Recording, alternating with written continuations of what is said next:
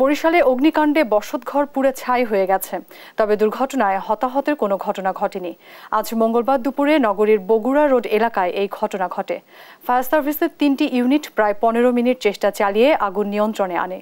স্থানীয় ও fire service সূত্রে জানা যায়, ঘরের বাসিন্দা আল আমিন ও তার স্ত্রী ঘর তালাবদ্ধ করে সন্তানকে কোচিংয়ে নিয়ে গিয়েছিলেন। এ সময় স্থানীয়রা সেখান থেকে ধোঁয়ার কুণ্ডলী দেখতে পেয়ে আগুন নেভাতে চেষ্টা করে এবং ফায়ার সার্ভিসে খবর দেয়। তো ইলেকট্রিক লাইন খুলে এরপর ফায়ার সার্ভিস খবর দিয়েছে, তারা এসে আমরা যতদূর পারছি ড্রেনে পানি উঠে আর কি কোনো রকম নিয়ন্ত্রণ করছি, কিন্তু পারিনি। ড্রেনে পানি তো সম্ভব না, পুরো ধরে গেছে এই গাছ পুরো আম টাম ধরে একেবারে নানাস্তা। ওই যে ঘরটা ওই বাচ্চা ওই মামুনের বউ ওই সে মামুন ওর বউ বাচ্চা কোচিংয়ে দিয়ে গেছে, তালা মারা ছিল, এর মধ্যে শর্ট সার্কিটে এটা হয়েছে। আমরা এসে দেখছি যে শর্ট সার্কিটে ওটা জ্বলে গেছে। এই আমরা ড্রেনের পানি সবাই মিললে এলাকার সবাই মিললে তারপর নিবানোর চেষ্টা করছি, কিন্তু পারা যায় না, অনেক বিয়ে হয়েছে।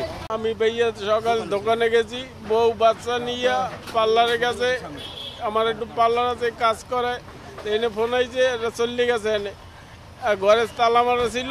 এই আমি এই দেই যে আগুন ধরে গেছে সব।